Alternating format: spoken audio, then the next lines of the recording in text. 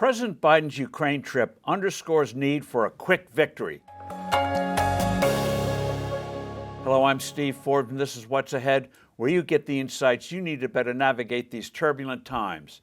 Today marks the first anniversary of Russia's invasion of Ukraine, and it was fitting that just days before, President Biden made a trip to demonstrate firm U.S. support for that embattled country.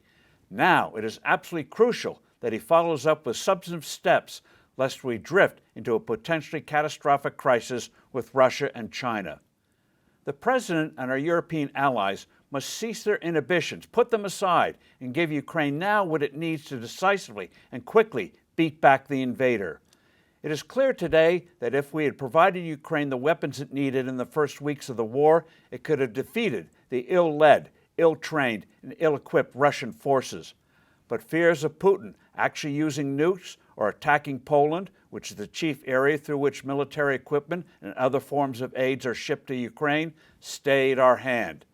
Instead of falling apart from the powerful, unexpected counterattacks of the Ukrainians, the once reeling Russians regrouped and redeployed.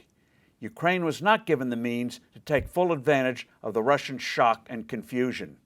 China is now considering sending military equipment to Russia to use against Ukraine. This raises the stakes involved in this conflict.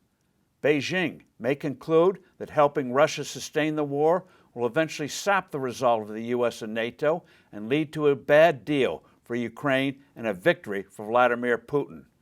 China believes the U.S. and Europe are in decline and that Beijing will eventually dominate the world along with Russia and Iran as very junior partners. To prevent this war from bloodily dragging on with no decisive outcome, a situation much desired by our global adversaries, we must supply Kyiv with F-16 fighter aircraft and those old MiG-29s that Poland and other formerly communist countries have. Ukraine needs delivery as fast as possible of those promised tanks and in far greater numbers than currently contemplated. The U.S. says it will supply 31 Abrams tanks, but only newly manufactured ones that are still being built. For crying out loud, we possess well over 3,000 today. Ukraine must also get long-range missiles to disrupt Russian supply lines for planned offensives. Biden's lack of urgency is now inexcusable and could have consequences of the utmost seriousness. In addition to helping Ukraine now, China's threat to send weapons can also be countered by upping naval patrols in the South China Sea, a critical international body of water that Beijing wants to control.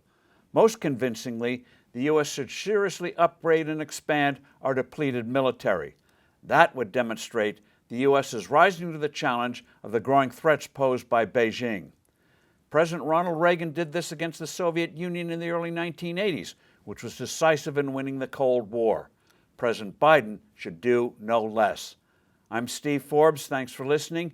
Do send in your comments and suggestions. I look forward to being with you soon again.